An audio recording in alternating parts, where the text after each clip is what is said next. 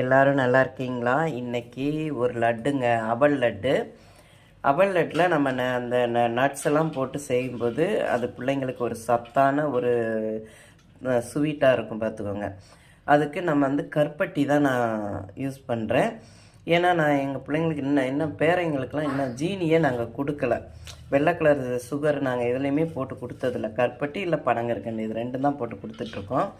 அதை வந்து பார்த்திங்கன்னா இந்த நான் எந்த அளவுன்னு சொல்கிறேன். 3 கப்பு அவல் எடுத்திருக்கேங்க.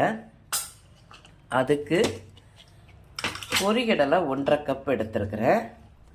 இந்த கப்புக்கு 3 கப்பு அவளுக்கு பாதி பாதி எடுத்துக்கலாம். நம்ம எந்த அளவு எடுக்கிறோமோ அதில் பாதி எடுத்துக்கலாம். அதே 1.5 கப் அளவுக்கு நிலக்கடலை எடுத்திருக்கேன்.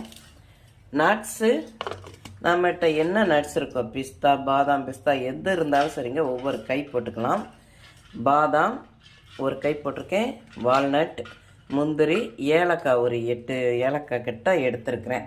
இதுக்கு நான் ஒரு 400 கிராம் அளவு கருப்பட்டி, 400 கிராம் இருக்காது, ஒரு 300 கிராம், ஒரு பெரிய சைஸ் கருப்பட்டிங்க, அந்த சிரட்டைன்னு சொல்லுவாங்களா அந்த அளவில் பெரிய சைஸ் கருப்பட்டி எடுத்திருக்கேன் பார்த்துக்கோங்க.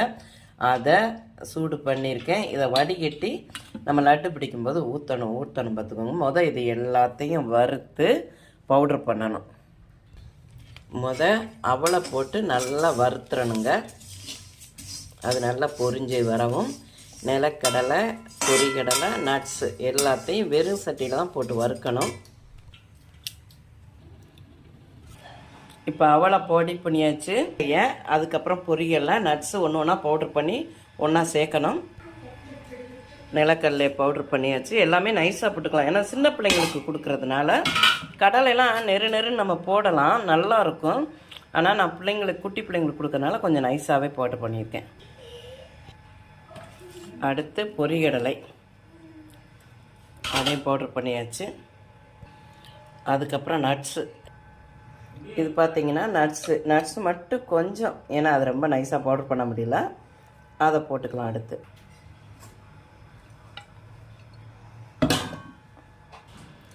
எல்லாத்தையும் பவுட்ரு பண்ணி போட்டாச்சு. இப்போ ஒன்று போல் கலக்கிட்டு நம்ம கருப்பட்டி பாகு விட்டு இது லட்டு பிடிக்க வேண்டியதான். ரொம்ப ஈஸியானது, சத்தானது. வெள்ளை பாகு விட்டாச்சுங்க. நல்லா கிண்டிட்டு இதை லட்டு பிடிக்கணும். நான் கைட்டு தான் விரவ போகிறேன், இது எனக்கு செட் ஆகாது. இப்போ நல்லா ஒன்று போல் கிளறியாச்சு. நட்ஸ் எல்லாம் வந்து நைஸ் பவுட்ரு பண்ணலாம், அதனால் இப்படி தான் இருக்கும். இதை நம்ம லட்டு பிடிக்க வேண்டியதான். இது 1 வாரத்துக்கு ஆகிற மாதிரி பண்ணியிருக்கேங்க. சத்தான